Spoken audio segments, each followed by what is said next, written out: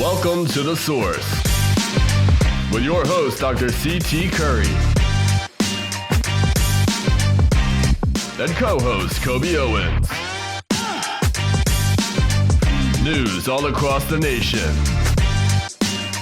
The Source. Stay in the loop in the city of Wilmington, Delaware. Work together for change in the community. A call to action to find the resources. The Source, the latest in news. Hello and good evening. This is The Source. I'm your host, Kobe Owens. And I'm Sean Coulter, stepping in for Dr. Curry once again. And good evening again. Thank you so much for watching the show. We have a great show today. As Sean said, Dr. Curry is not here. He's out having fun in the community, but he will be back with us next week. So let's jump right into the show. Yeah, so With some local news. Absolutely. We always start with the shootings of the week. Unfortunately, this week there were two shootings. Yes. The first one was a 35-year-old man. Do you know anything about that? Yeah, so that shooting took place on August 5th around 9:55 in the morning in the 300 block of Boehner Avenue. Again, there was a 35-year-old male who was suffering from a gunshot wound when police arrived, and he was taken to the hospital. The young man was from the city of Newark, but it happened here in Wilmington. He was taken to the hospital with minor injuries in stable condition. So he is still alive. They are looking for clues to what happened, and they believe that the shooting may be connected to a burglary that took place earlier that morning in the 3200 block of West 2nd Street. So again, as they're doing their investigation, hopefully more information will come out.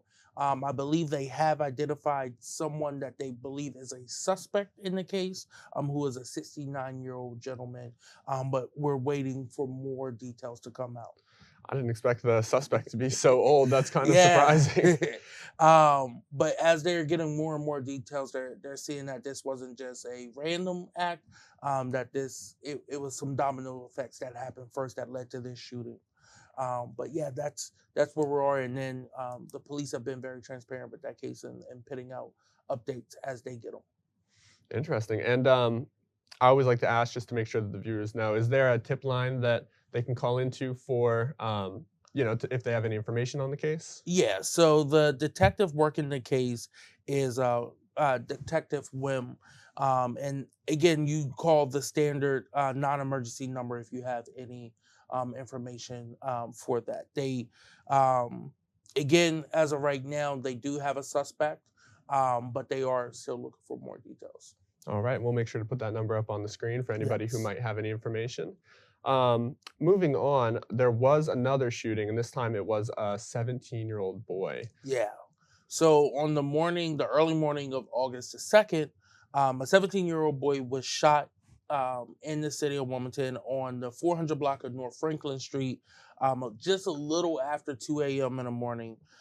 They responded. They rushed him to the local hospital. Unfortunately, he passed away a few days later on August the 5th at the hospital from the gunshot wounds.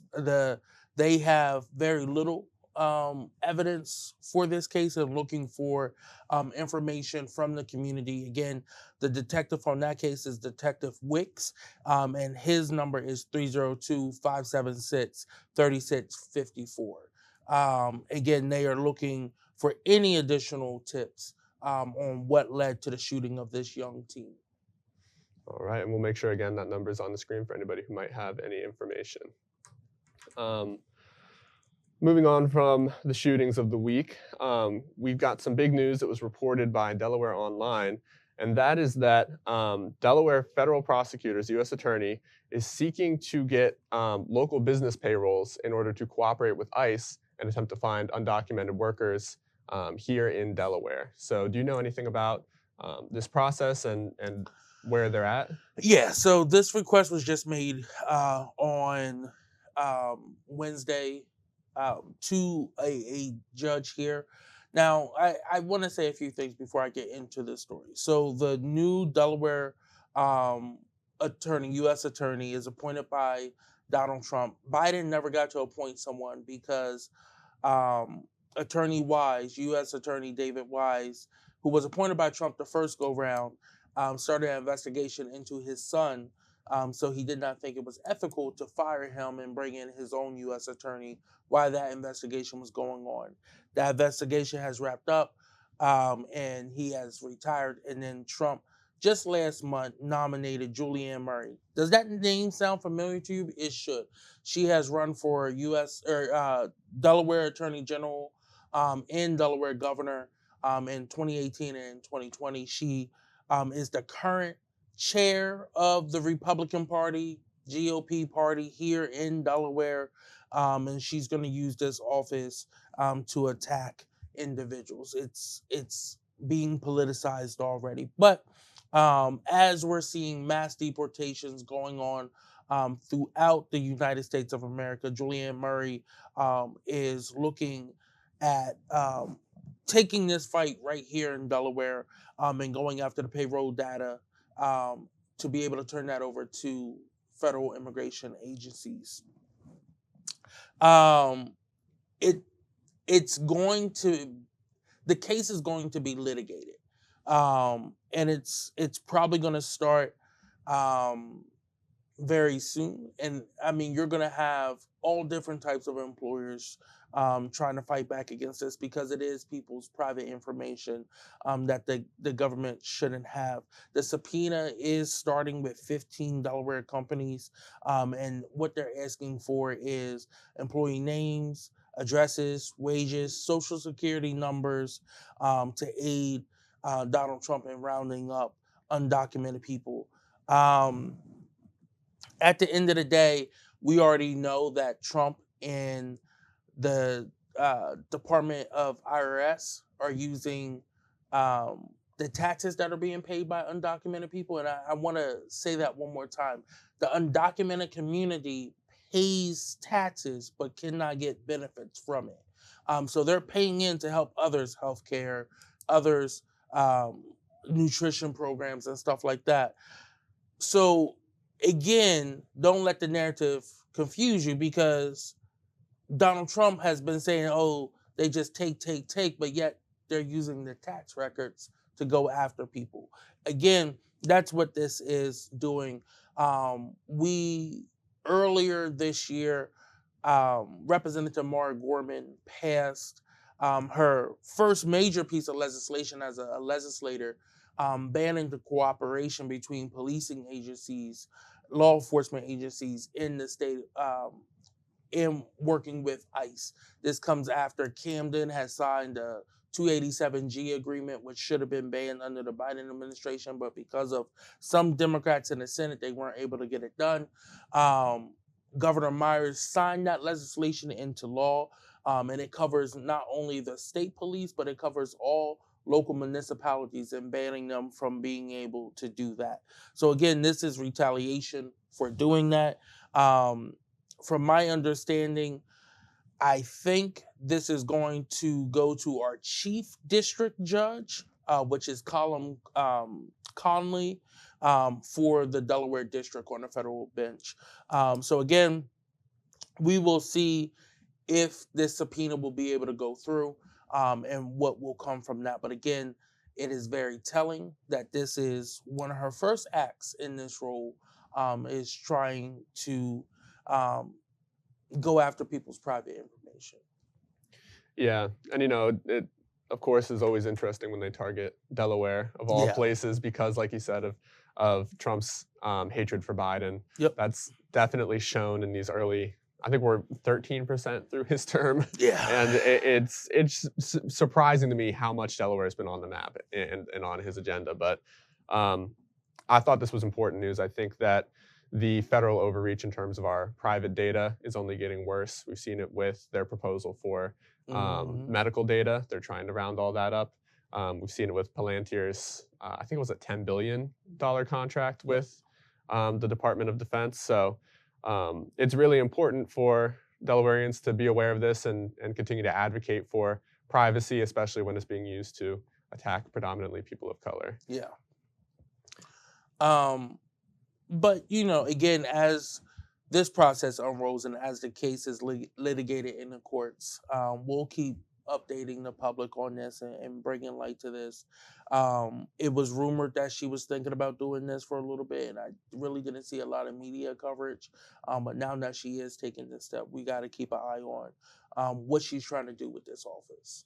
Yeah, and like you said, the media coverage really has been sparse. I tried to, when I was researching the show, I saw the Delaware Online had reported it, and I was looking for other sources, and there really weren't many. So I'm glad that we have the opportunity to share it with everybody here on The Source, and we will definitely keep you guys updated as best as we can as that moves forward. I think the last thing that I wanted to talk about with our local news section is the Representative District 20 unofficial results have come in. They've been tallied. As of the recording, they are, I think you said, they're 20 being minutes away from... certified at 10 a.m. So very soon they will be certified if there's no litigation that's filed. But again, Stell Parker Selby in December of 2024 had a massive stroke.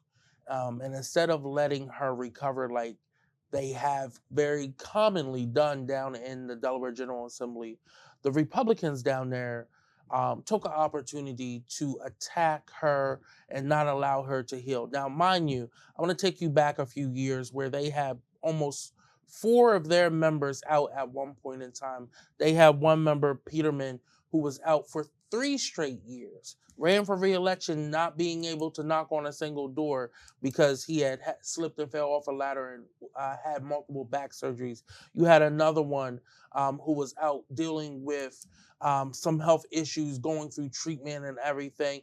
And you know what? No one called for them to resign. But yet, the first African-American woman elected in Sussex, they called for her to resign. They pushed for her to resign, said that the district wasn't being represented, even though people were stepping up, helping there, and they still had their state senator.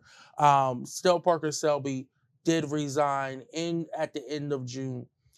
Fast forward, her opponent who had ran against her started in 2023, 2024, lost by 257 votes, was still running because she was going to run in 2026, had name recognition, had been out there knocking doors. She was nominated as their nominee in a special election. The Democrats, we had 8 wonderful people step up who were interested in the seat, but former governor appointee and governor staffer and new executive director of the Delaware Center for Justice, Alana Berry, was tapped for the Democrats and had just 32 days to pull together a campaign. But it was all hands on deck. The state party, the House chamber, caucus all came together and really made this happen. And Alana already had name recognition in the area. She was the founder of the Brian Stevenson School of Excellency down there. So she was known in the community, and she won the election with the highest turnout ever in a special election, with a little more than 9,200 votes cast, 9,200 votes cast. She won by a small margin of 121 votes, with about 40% of the district voting in that election. So one, you did have very high turnout. She was able to pull it off by a slim margin. But again, this helps us maintain our 27 seat majority in the General Assembly out of 41 seats. So again, as we keep trying to get good legislation through, it's good to have strong Democrats down there. And again, I pray for Stell still. I hope that she is still healing.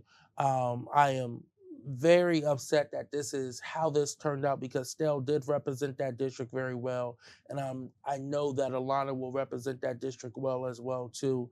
But again, just a few days to have a major victory like this is absolutely amazing for the caucus, for the state party, but then also for the residents of that area as well too.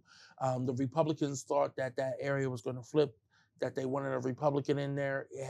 Stell had flipped the seat after 40 years of it being Republican held, and Again, the seat voted for Harris in the last election. And again, the final totals for the race, I'll let y'all hear them, is 4,653 for Alana Berry to 4,532 for Nikki Miller. So it was, again, a very close race with 9,257 votes total being casted. Yeah, well, congratulations unofficially, of course, so far. We hope officially by Sunday. And I just have a couple of questions, if you don't Yes. mind. The first is, do you know how many Republicans hold seats right now in Delaware? Yeah. So in the partisan races in the state Senate, there's 21 seats, and 6 of them are held by Republicans. In the state House, they are sitting at, I believe, 14. Yeah. 14 plus 27 is 41. So they have 20 seats across the board on the state level. Now, of course, that changes. They have 4 out of the 5 on the Sussex County Council. They have, I believe, 1 out of the 5 or 6 on the Levy Court in Kent County. And then, of course, they have the nonpartisan seats. So outside the city of Wilmington, there are no other partisan municipal elections, which means you can be a registered Democrat, but when you're on the ballot, everyone's nonpartisan, right? So everyone's on the same ballot. They have no primary. So they hold a lot of those seats, the local town councils, commissioners, those type seats all across the state, as well as school board seats as well, too. It seems to be an area that they have really honed in on, that they want to look at. But we have been making great strides over the years as well, too.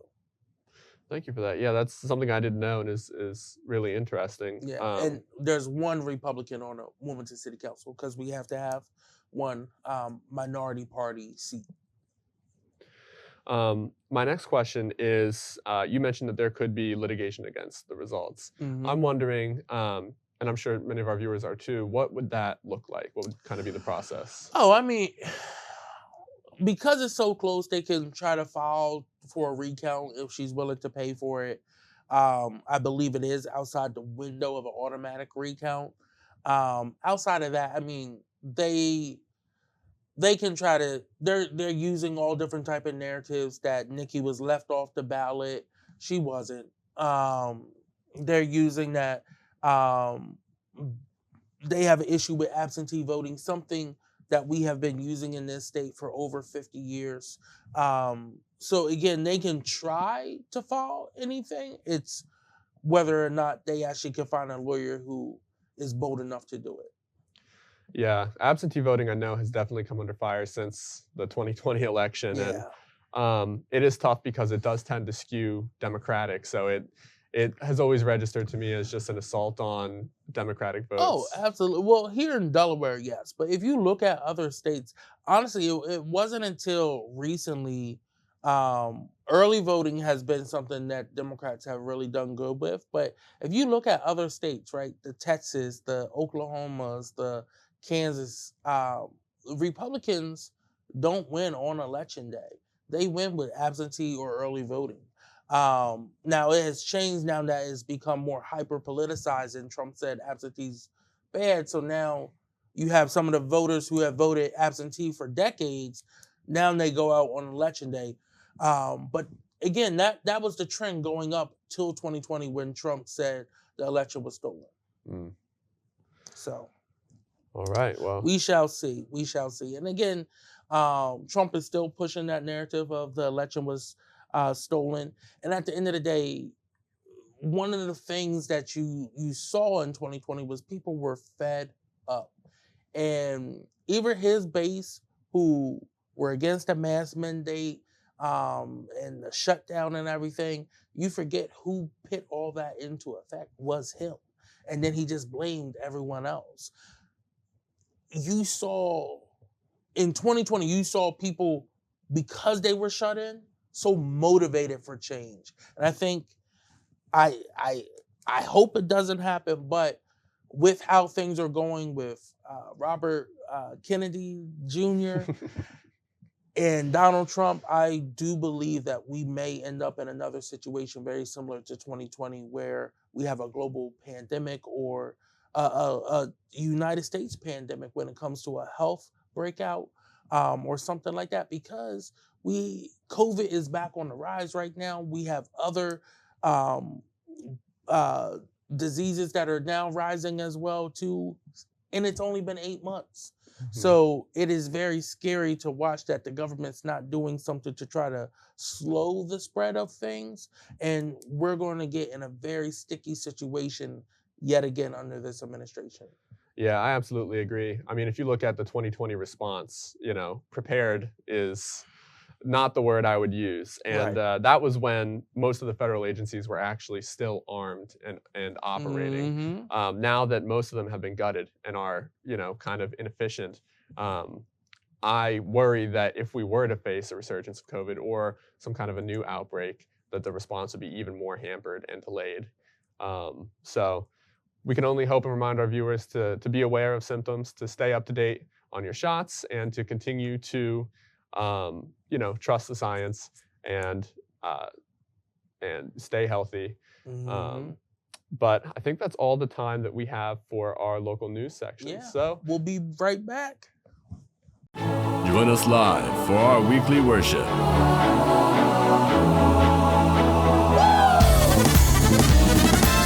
Every Sunday at 9 a.m. on Facebook and YouTube.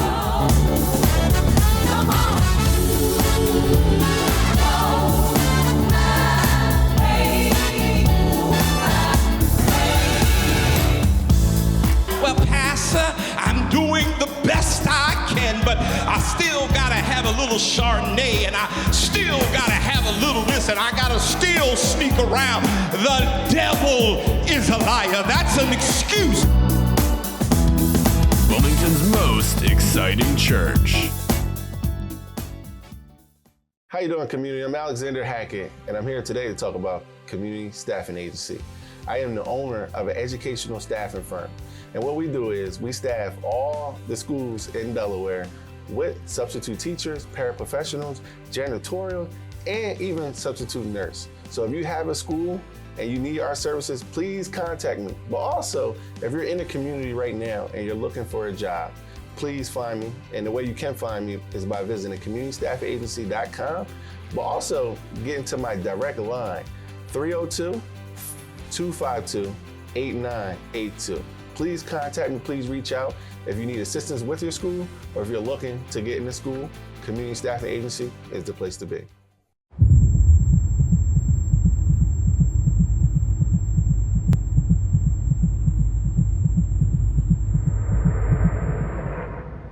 Not today. I'm here. You can tell me anything. I see you. We're in this together. Breakthroughs are happening. Treatments are evolving. The stats can change. Society can change. We can all say, not today. Not today. Not today. Not today.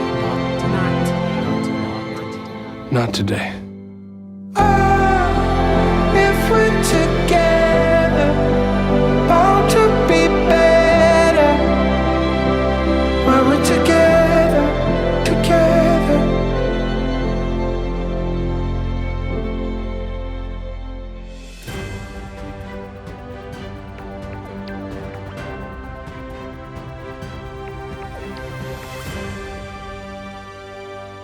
And we're back.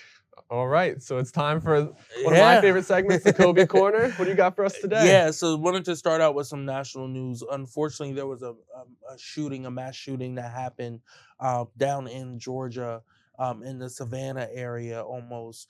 But a Army soldier had a mental health breakdown and shot 5 fellow service members. His name is Quintilius Radford. He's 28 years old from Jacksonville, Florida. And he shot 5 individuals at the Fort Stewart's 2nd Armed Brigade Combat Team area earlier this week. He was taken into custody. All 5 of those individuals are still alive. 3 of them needed surgery, and 2 of them were taken to the local hospital, Memorial Hospital in Savannah. Again, they're unstable, expected to recover, but it will be some time for them to recover. The local base in Savannah, as well as multiple schools, went into lockdown for hours after the shooting on Wednesday. And again, this is very scary. He used his personal weapon, not his service weapon.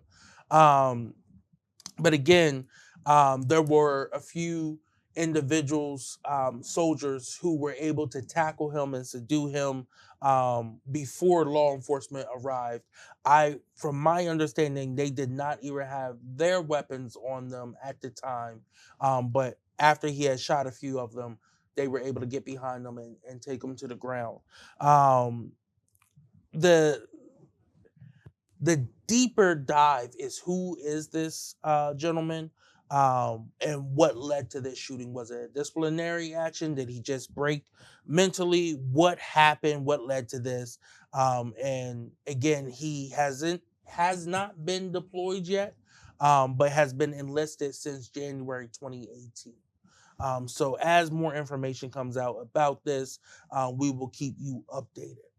Yeah, I believe that his rank was sergeant too, so it's interesting to see somebody who's clearly climbing. You know, the motivation is something that I think will really be important to report on and figure out. But I wanted to ask, what do you think is the importance of him using his personal weapon as opposed to a service weapon, if there is any? So I think their service weapons in the training area, they're usually issued to you when you are using them. I just believe they didn't have them out during that time. They were probably doing a different training exercise in which they didn't need the guns, and he just happened to have his personal on him and took advantage of the situation of unarmed people being around him.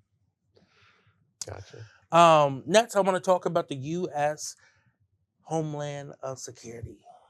Their Secretary Noem, the former governor of South Dakota, former congresswoman as well too, because there is no interest in people joining ICE, they are now waiving the age limit for new applicants. So what does that mean? It means you can be an 18-year-old fresh out of high school and become an ICE agent. That is extremely dangerous. It's going to lead to death. It's going to lead to harm. And it's going to empower a bunch of races to join this ragtag group of militiamen almost, to go after people that simply look different than them. Now, mind you, this isn't anything new. We've seen this before. The KKK have no age limit either. So Kristi Noem, all she did was take off her hood and get a nice federal paycheck again to implement these same policies on this level. And this all goes after Donald Trump has pushed for significant new funding that will allow new hires to receive a maximum of a $50,000 signing bonus, student loan repayment. I thought they didn't like that. And forgiveness options, they also didn't like that. You know, if you're a student and you have college debt, you should have to pay that off. But if you're a billionaire who spends monies on yachts, you should get a tax break. And boosted the pay for special agents and enhanced retirement benefits and overtime pay have all been put into this because this is the #1 priority for the Trump administration.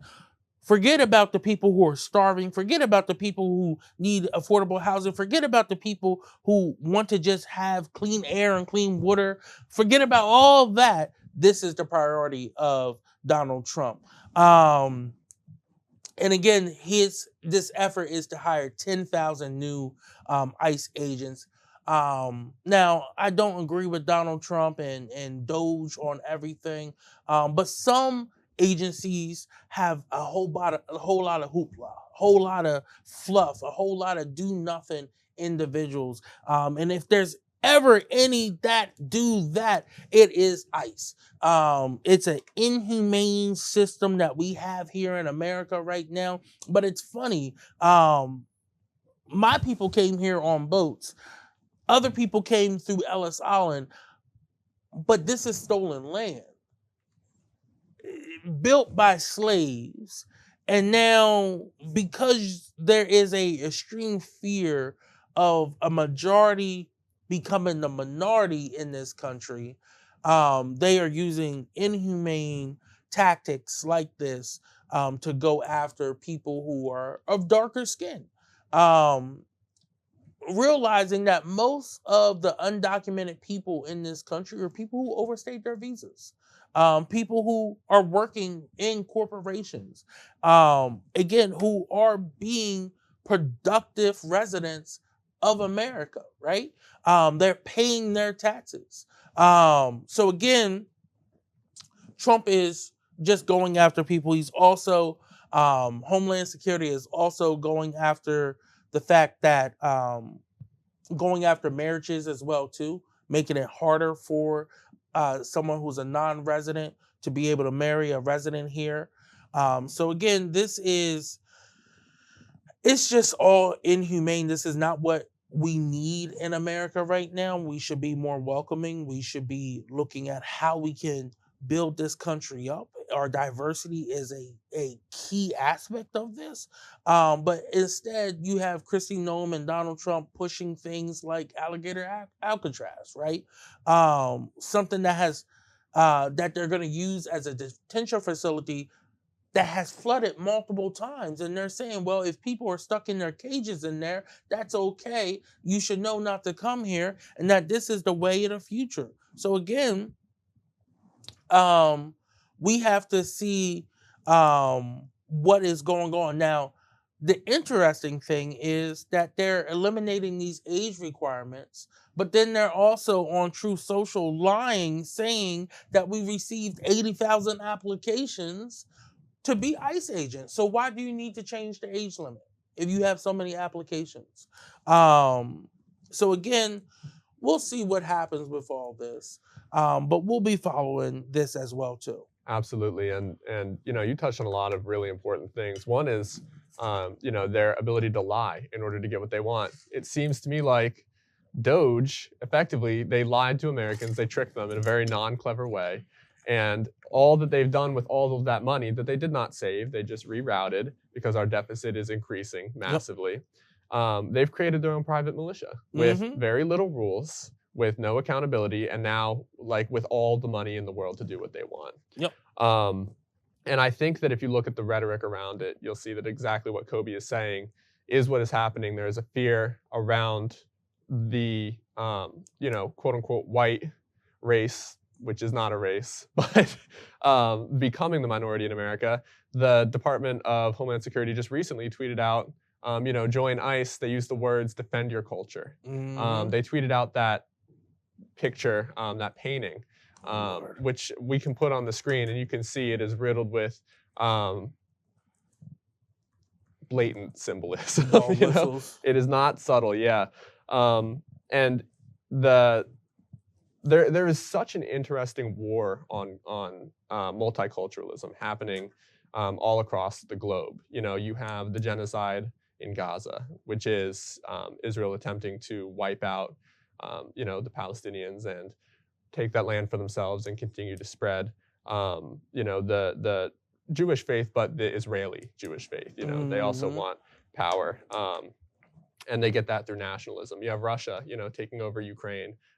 They again want to assimilate them, and they see it as the cultural growth, especially as they become more economically viable, as a threat to themselves. They want to rebuild that Soviet Union. They want to continue to keep people controlled and in the dark. The list goes on and on and on with the Uyghurs in China, which have been totally swept under the rug now. So we can only hope. And did you see that new movie, Sinners, that came out recently? Not yet, but everyone's talking about it. I'm waiting for it to hit either Netflix or Prime, whatever it is. Yeah. I only bring it up now. I think it's on HBO. I bring it up now because that movie is all about the dangers of monoculturalism. The fact that we actually do need sometimes exclusory spaces for groups, because if we continue to assimilate, that culture will be lost. You know, we'll just become performative. There won't actually be, I think, a depth of meaning to the tradition, or maybe purpose. So I can only hope that this, war that Trump is waging with ICE eventually gets checked by the people who are fighting it. I do want to mention that the Indivisible Highland branch is hosting a protest. At least I found out about it through them, of the, I think it's the Moshannon Valley Detention Center. That's up near Phillipsburg, PA. So if anybody is interested in that, you can look up the Indivisible Highlands group and you will find information on it. But and that detention center, judges had reported that it was inhumane living conditions. And I hadn't heard of it until, this protest made me aware, but there are detention centers everywhere. They're becoming more and more populated. Yeah. You had a couple months ago prisoners spelling SOS in Texas, so. And, this isn't anything uncommon. We saw this under the first administration as well, too. We have multiple ICE. We do not have an ICE detention facility in the state of Delaware. Anyone who is detained in Newcastle County is either taken up to Berks or York County in PA. If they are detained in Kent, it's Salisbury, and I believe Salisbury for Sussex as well too. And the conditions in all those facilities years ago was horrible, continue to be horrible. And anyone who knows me knows I come from the movement. I come from the immigrant rights movement. I've done a lot of organizing there. Just earlier this week, a dear close friend of mine was detained in LA by ICE, and she was simply going to a work conference. And ICE agents were inside the airport profiling anyone with dark skin. There was 3 other undocumented people who were all light-skinned from Europe, and none of them were stopped or asked. And they were all traveling together. So again, it's what we're dealing with right now with ICE and with these detention facilities. They aren't meant to actually uphold our laws. They're meant to try to scare other people from not coming to America. And they don't care who's harmed or what lives are lost in these facilities. Yeah, and there was, I don't know if you saw recently, but a government website, and I'm not sure exactly which one, uploaded the Constitution to their website, and it was missing that section that says that detainees have a right to know why they're detained, and that the government has a responsibility to explain why they're detained. So it is definitely terrifying to see, especially you bring up a great point, like European immigrants of lighter skin colors have been overstaying their visas. And they're the ones usually, as far as I understand, who aren't paying into taxes when they do that. So if you actually deconstruct logic, it really is, the arguments that they're making are not the reasons why they're doing this. Yeah. I'm very sorry for your friend. I hope that everything turns out okay. We have some good lawyers who are working on her case for her. And hopefully we're able to win this case. Well, that's good to hear. But we will be back. We will be back after the commercial break. Pastor and Lady Curry's 20th pastoral anniversary is here, and we're pulling out all the stops to make it our most exciting celebration yet. Join us this December as we commemorate 20 years of powerful, compassionate preaching. That's why you lift up your head. Don't let your critics get the last word. They think you're gonna go under. But baby, you better be like the energizing bunny. You better keep going. Don't give up. Don't give out. Don't stop. Keep going. No demon in hell can abort the promise and purpose that God has for one. Oh man, y'all sleeping on me today. But God is saying there are others who went through what you went through, and they did not survive it. And the caring stewardship Dr. and Lady Curry have provided to the church throughout the years through counseling, ministry, prayer, fellowship, and so much more. Don't miss your chance to celebrate 2 decades of loving leadership this December 1st through 7th, and to hear from our 5 amazing guest speakers. And our incredible musical guests, Karen, Kiara, and Twinkie Clark. So join us December 1st through 6th for our sermon series, and get ready to look your finest for our Black Tie Gala on December 7th at the Chase Center. Tickets are available now. See you there, Zion Fair.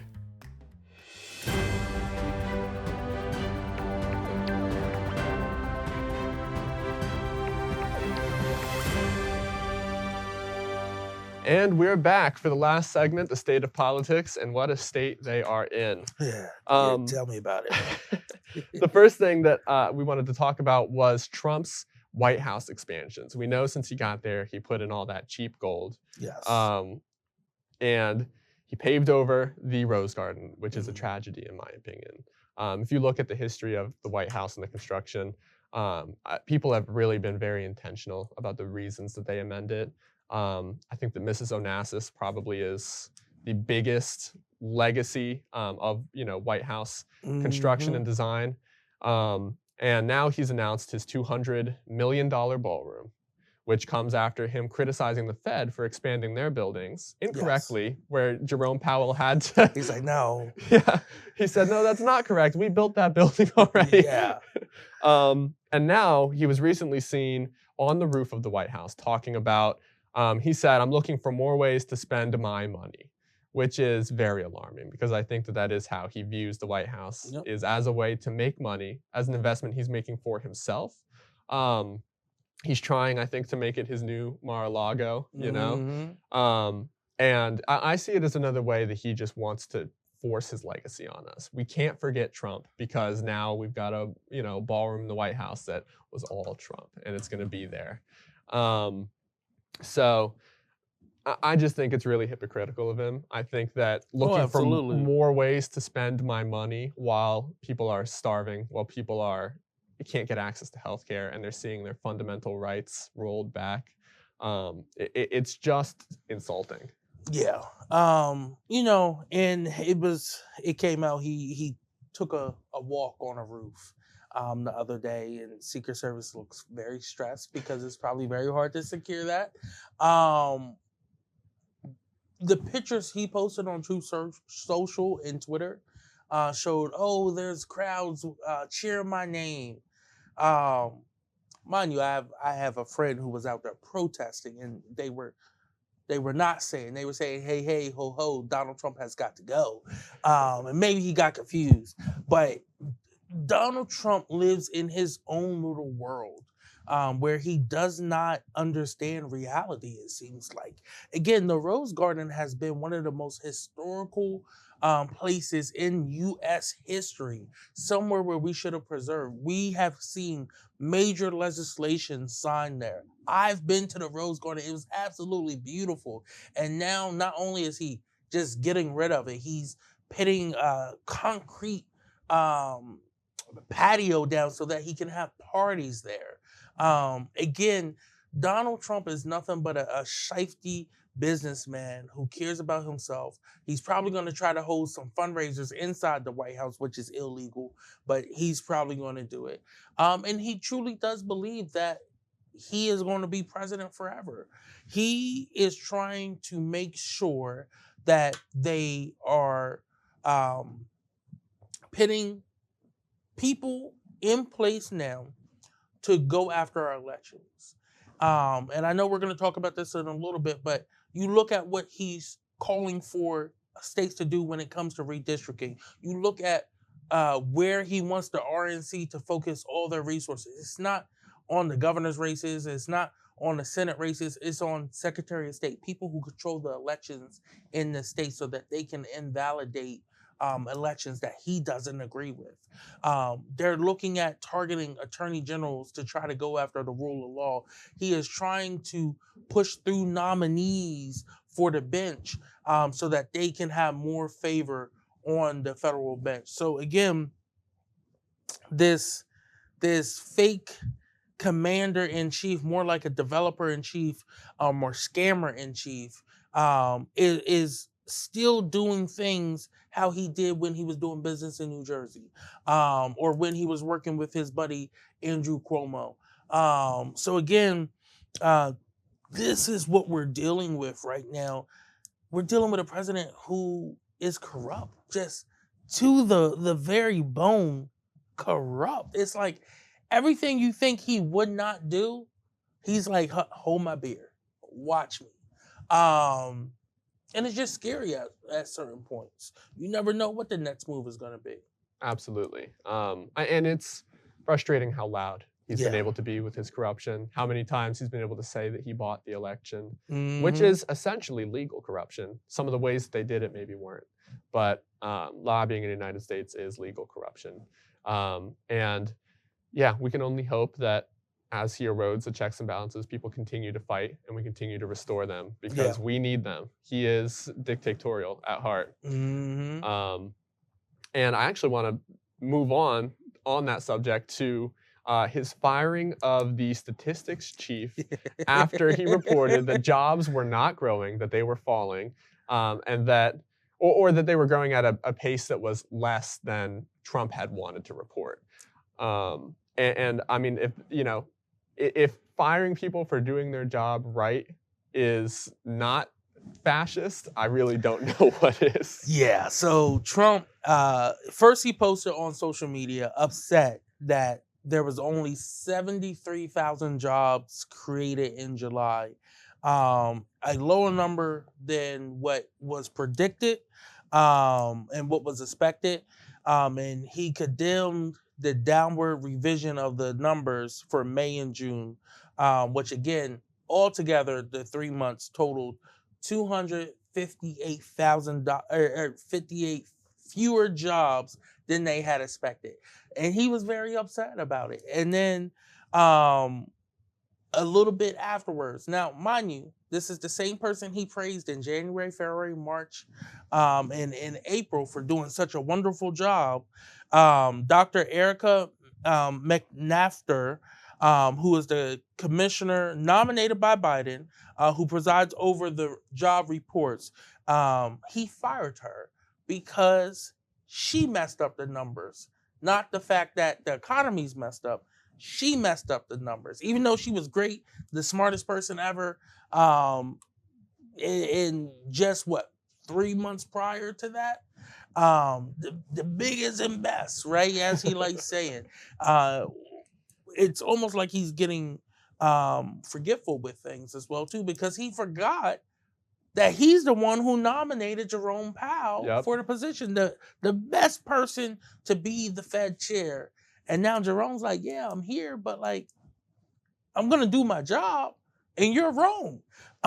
So Donald Trump took the opportunity to use his power, which I still think is an abuse of power, not an overreach because it is within his power, but an abuse of power, to pretty much fire someone who's not on Team Trump 100%.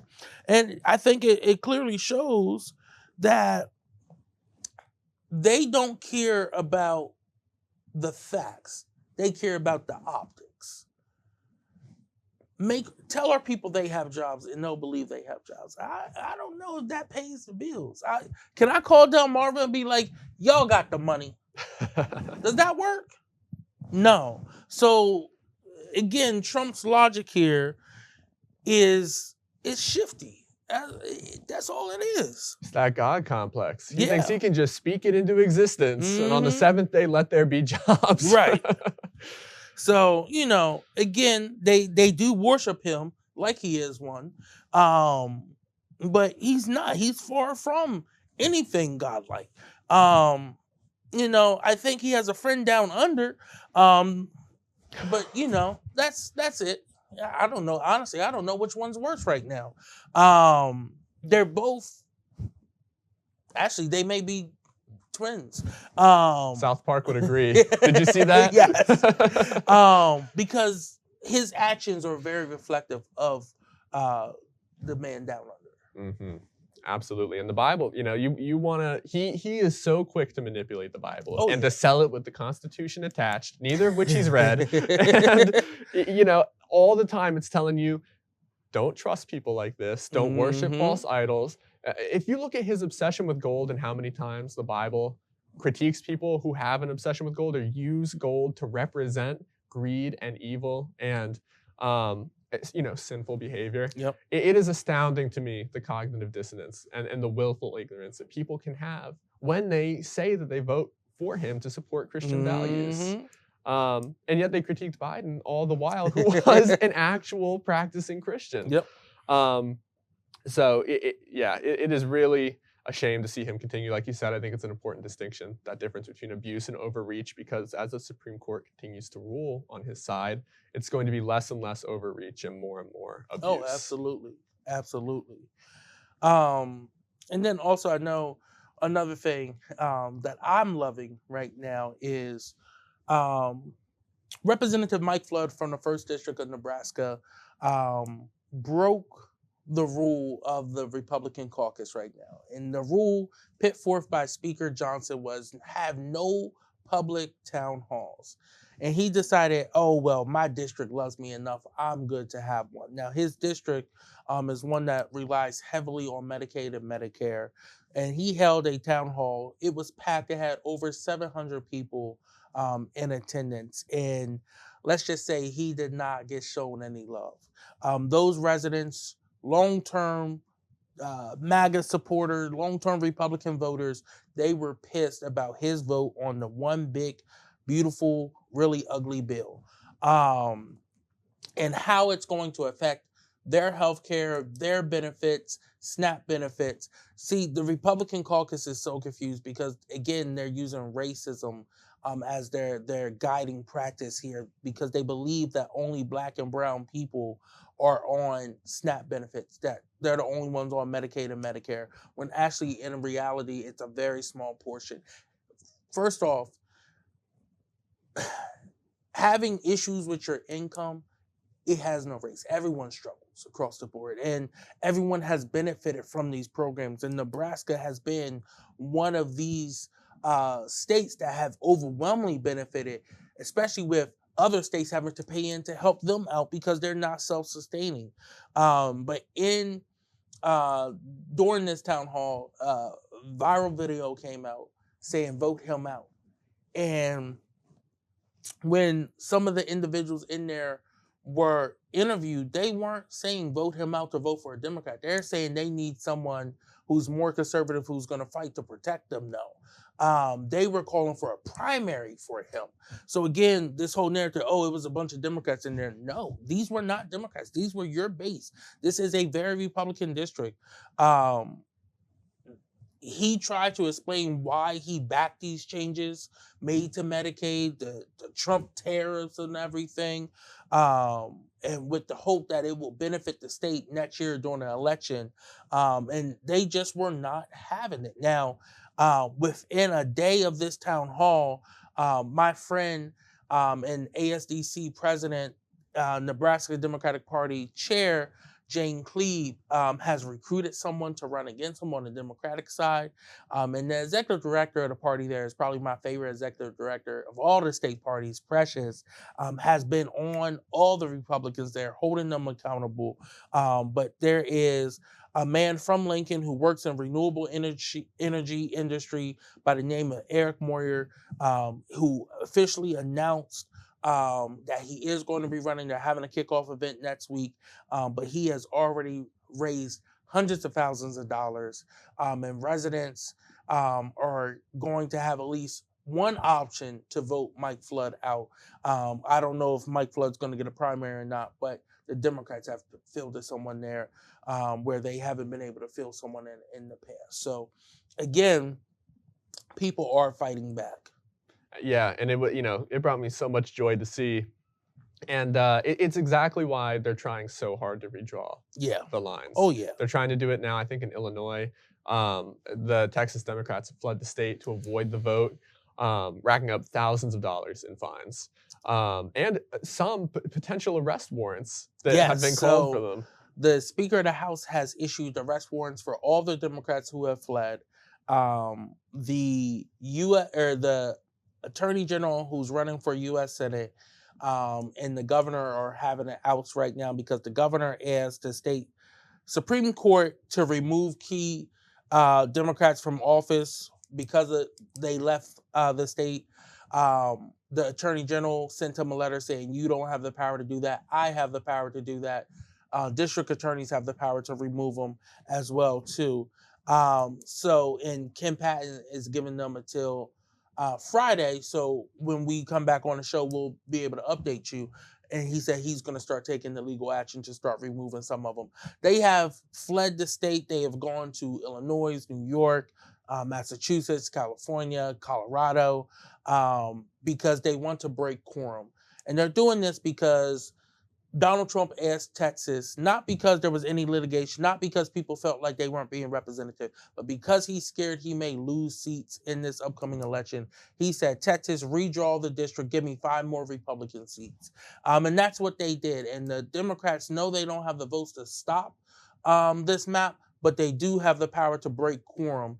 And if you don't have quorum, then you can't vote on the maps. So that's why they left Texas right now, why they're going through this debacle going on right now. In the interim, you have J.D. Vance, who's traveling America, burning your tax dollars on Air Force Two, not to help America, not to solve any crisis, but to talk to Republican governors that have a few Democratic seats to see if they can redraw the map in Tennessee, in Kentucky, in Louisiana, in Indiana, asking them to redraw their maps. Forget about the constituents that people are supposed to represent. We need to defend Donald Trump. That's what he is saying.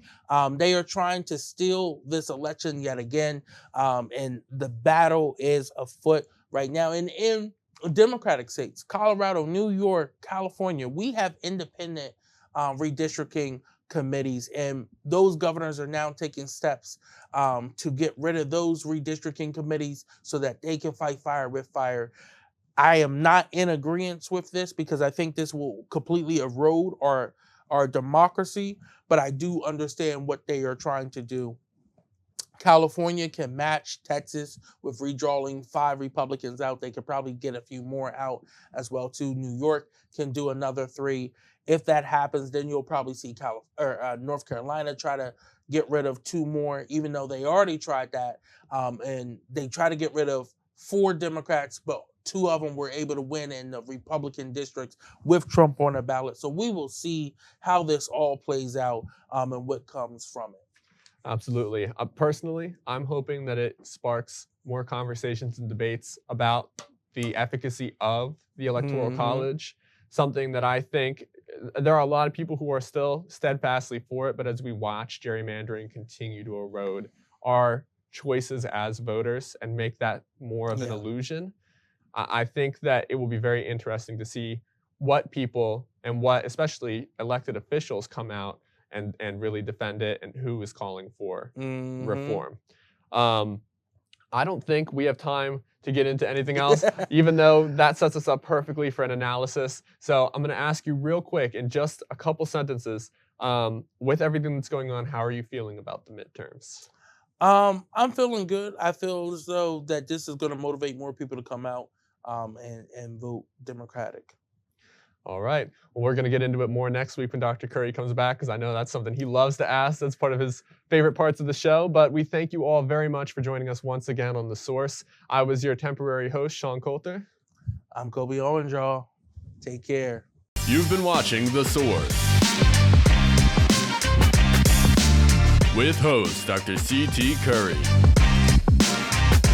and co-host Kobe Owens. Tune in every Sunday at 5 p.m. Thanks for watching, and don't forget to subscribe for the latest episodes.